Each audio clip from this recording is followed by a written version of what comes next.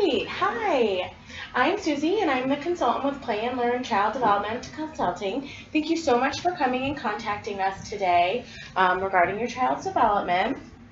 We can go ahead and start by going over your concerns for your child, and then from there we can discuss what our goals are and how we as an agency can help you with your child and their development. Okay. So, can you let me know what your main concerns for your daughter? Her name is Harper, correct? Correct. And how old is she? She is 2.5. Okay, so can you let me know what your main concerns for Harper are? And then we can kind of elaborate from there. We're having a hard time with language. We're noticing just a lot of grunting, not a lot of verbalizing her needs or wants, which can be frustrating for both, obviously, her and us. So obviously, we're not having some behavior issues because we are not communicating effectively and she's not understanding. And just some play issues. She just doesn't play. You can provide toys or you can give her things and she doesn't know how to play or interact with us on that level. So. Okay, so can you tell me a little bit more about her communication? Like if she's hungry, how does she let you know if she's hungry, or if she's tired, or if she's wanting something? How does she communicate those wants with you? Typically with a lot of pointing, grunting, a lot of frustration. So she will at times like stomp her foot and point and grunt. A lot of crying. Okay. Even when provided options, what we thought or what she desired were not what she wanted, or she just can't communicate to us how it is she wants something. So it could be something as silly as a different colored plate. We got her a plate. Oh, okay. She is not able to tell us that it was something else she wanted. So, or a snack or a toy. So it just ends up in a tantrum. Okay. Over something that as soon as we figure it out, could have been met. Okay. So about her play, you kind of mentioned that you provide a lot of different toys for her, but that she's not playing. Does she have any other siblings? No. Okay, so she's an only child. Okay, so what kind of play do you see her doing? Are there things she likes to play with, things she doesn't like to play with? What does that typically look like? It looks like hoarding. She just piles all of her toys in a bag or piles all of her toys in a box. And then we have a pile of toys that we're doing nothing with. Okay. So, and then if you say, let's sit down and have a picnic, then we hoard all of our things and we sit and we don't nothing happens. So there's no purposeful back and forth. If we try to play blocks or we try to build something, she just doesn't won't interact with us to do it, or we do all of the work and she just tears it down. Okay. Because we didn't build the tower big enough, or we didn't use the right blocks, or whatever that may be. And then when we find, she gets excited, but it won't help. Okay. So for her play and her interactions with you guys, is she wanting to play with you guys? I think so. She's just not knowing how to tell us how she wants to play. Okay. And if you try and model something for her, so, like the building the blocks, will she try and imitate you building blocks? For the most part, but I think she has a vision. Okay. And doesn't know how to express that vision. Okay. Is she easily frustrated? Yes. Okay. And when she gets frustrated, what does that typically look like? Typically ends with a tantrum of it can be a quickly run its course tantrum, or a tantrum that can last for a while, and at this point everybody's mad and we've lost control. Okay, so what do those tantrums typically look like? Does she hit, throw, bang her head? Like what kinds of things does she do during a typical tantrum? It could be all of the above at times, depending on the severity of her need that we didn't meet. So it could be a lot of crying. It's just usually a lot of crying that we don't understand what she's trying to express to us. She'll throw the objects. If we're doing something with that object, she'll throw that object in frustration. Hitting that usually comes when we are at the point of a temper tantrum that has just gone too far, when she is mad. She will bang her head. She will throw things. She will throw herself to the ground. She will do all of those things. Okay.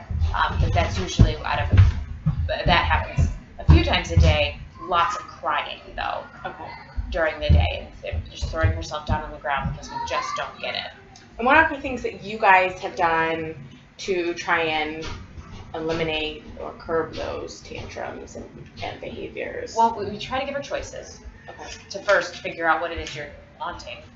And we ask her we always ask, use your, how can you, or show us, do what you're wanting us to show you, or whatever that may be, or show me what you want. And then at that point, when she gets to the point of full meltdown, we just make sure there's nothing we can do to stop it, so we just let it run its course, and then. And there are differences, and we can go through this as well, between a tantrum and a meltdown. Yeah, tantrums are very typical, especially a 2-year-old. Yes. Meltdowns, we never want a kid to have a meltdown. No. But it's kind of, once that gets started, you have to let it run its course in order to move on. Right, and not make it worse. And there's really nothing you can do. Right. We just kind of have to make sure she's safe.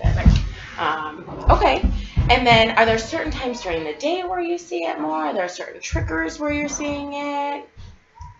Or is it unpredictable? I think it's a little bit more unpredictable. We find a lot of it is her, like, when she's frustrated and cannot, like, a lot of it's that communication piece, I think. Okay. So just not knowing how to, or if we try to engage her in something and when we're having that communication breakdown. Okay. Things like that. Okay. So hard to know if it's underlying something with the behaviors, or is it all communication related? I'm not able to express my wants and needs.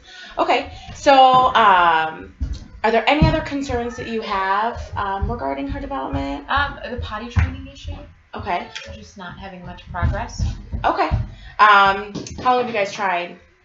Not long. It's been kind of a newish, maybe 3-4 months, and we're just getting anywhere. Okay. All right. Well, I appreciate you sharing all of your concerns with me and going over all of these in more detail. I know it can be hard and difficult at times to talk about your child's weaknesses, and I'm so thankful that you guys came to us for help, and hopefully we can come up with a plan to help you. Let me go over some of the things that we have to offer here at Play and Learn. As you saw in our brochure, we do parent education, parent training, and parent support. We're here to support you guys. Our main goal is to help work collaboratively with you guys and whoever else the main caregiver is, if she goes to daycare, if grandpa watch her at times. You said you were a stay-at-home mom, correct? Okay, so you're the primary caregiver, but anybody else that may be interacting and watching, we want to be able to support you guys to help support her development. Our ultimate goal is that you don't need us anymore. Amen. So, as different developmental things come up, if you guys ever had other concerns, you're always welcome to contact us. But ultimately, we want to give you the tools and help train you on how to help Harper. And so we also do advocacy, parent advocacy. We sit in on IEPs. We go through IEPs. We help strategize with teachers as she gets older and is into the school district. We work with other professionals as well to kind of go over how can we best support this child in this environment. We do behavior plans and behavior management consulting as well to try and help for some of these behaviors that she's having, and hopefully they are very communication related. So if we can up that communication, we can decrease that communication. But what do you do in the meantime? It's not, what we're doing is not working. We want to be able to work with that. We also will do a global evaluation. We do global evaluations. We use the Battelle for kids who are under the age of 5.5, 6. And that's a global evaluation. That looks at 5 areas of development. That's going to look at her cognitive, which is her learning. How is she learning? How is she utilizing the skills that she knows? That includes her attention and her memory. We're going to look at her self-help. How is she meeting her needs? Is she able to feed herself with a fork? Is she able to get dressed, undressed? Things like that. We're also going to look at her social skills. How is she communicating with other adults, with other peers? What does that look like? We're going to look at her motor, which is the fine motor, gross motor, large movement, small movement, hand-eye coordination, and then lastly, that communication, receptive and expressive. How is she communicating? How is she able to express her wants and needs? And what is she understanding? And how is she able to demonstrate what she knows?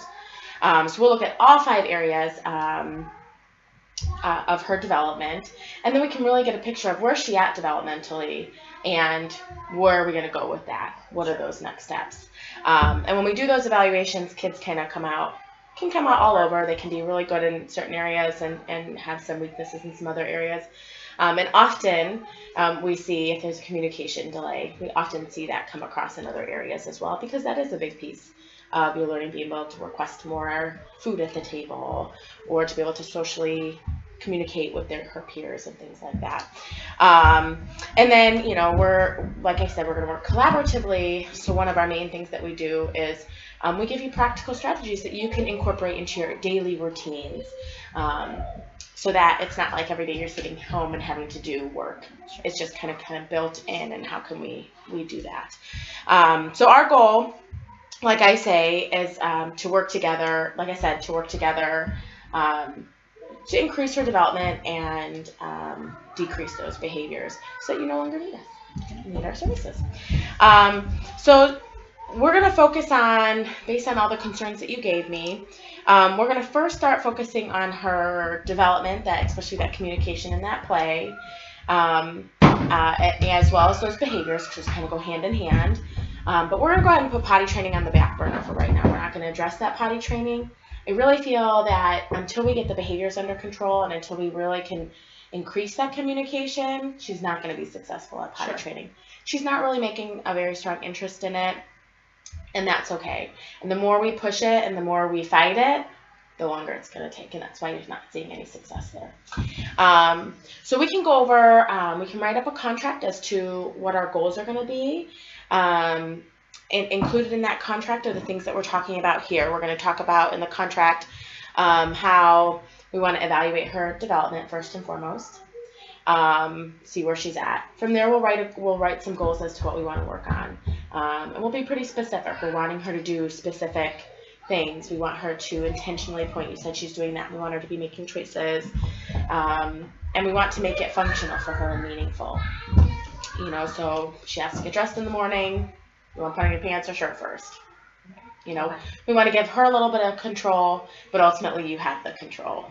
And then secondly, we're going to, after we write those goals, we're going to come up with some strategies. What are we going to do that? In terms of her behavior, for a week, we're going to observe her in her natural environment. So I can set up times with you to go over come over different times throughout your guys' day, just to kind of get a good look at what's your routine look like, what does that, so we can track some of these behaviors. We really want to track what happened before, during, after, and who was involved. Exactly. See if we can find a theme. See if it is happening more during one time a day or over some sort of issue. And then, when I'm not there, I will show you what the sheet looks like. And then if you can continue to track those behaviors as well. And then at the end of that week, we'll kind of go over what we saw, see if there is any underlying theme throughout that. And then from there, for the next 6 months, we'll kind of work together to accomplish our goals. The main thing will be to, again, work collaboratively. I'm only coming in a couple times a week for a short period of time to work with you. The rest of the time is you. And you're a stay-at-home mom and you're with her, and so you have the time to play with her. But again, we want to make it fun. We don't want to make it work. And if she thinks it's work, she's not going to do it. We want to make it fun and very play-based. And so I'll come in twice a week for 1 hour, and I will model what to do with her. And we can come in different times during the day, throughout the week, and if we're needing more, then we can definitely address that and say, okay, we need more. If there's 2 times is too much, then we can back off on that. It's definitely a fluid plan. But to start, I think that would be a good place to start. And then, then ultimately I'll have you model, you imitate the play and strategies that I provided for you, modeled for you, And then when you're kind of comfortable with those, then that's what you'll work on that week. And we'll just kind of take baby steps and see where we're at. Well, some of the behaviors, I've got some really great strategies and behavior plans depending on, and observations, what that's going to look like. And I just want to make sure that we have open lines of communication. If you feel that something's not working, or we're not addressing something, or if something new comes up, we can definitely reconvene and have a meeting to talk about those. Please do not hesitate to let me know any feedback that you have. After about 6 months, we'll reevaluate. We'll reevaluate her development. We'll do that global test again to see where she's at. What kind of progress have we made? What that looks like, and then update goals as needed, or create new goals if that's something. Or if it's no longer needed, then you would let me know. But we definitely will assess at 6 months. We want to have make sure that we get some progress. Do you have any questions for me? Okay. How are you feeling about all of this? Excited, but it'll be a lot of upfront learning. So, but eager to have some change. Get started. Yes. And okay, and enjoy your day a little bit more. Just a little I bit. understand that. Just a little bit. Okay, so when all is said and done, and after our services have ended, we do have a survey that we send out that will go over just some feedback. I'll contact you to follow up with you as well. Verbally, I'll give you a call on the phone, or shoot you an email, and just to see where you guys at. How is Harper doing? Have any other concerns? Has she continued to progress? And then I also send you a survey as well that will just kind of go over some, how effective did you feel that this was? Were you pleased with the service? Things like that, because that input is definitely important to us, and important to future clients as well. And we want to be the best support that we can be for you guys. Is that something that you're okay with? All right, awesome. Well, we'll go ahead and get started. We can set up a date then to so that I can meet Harper, and we can do that evaluation. And then going from there, we can set that week up of observations for her behaviors, and get a really good look too at how she's communicating with you and her play and day to day and things like that. All right? Thank you. All right, sounds good.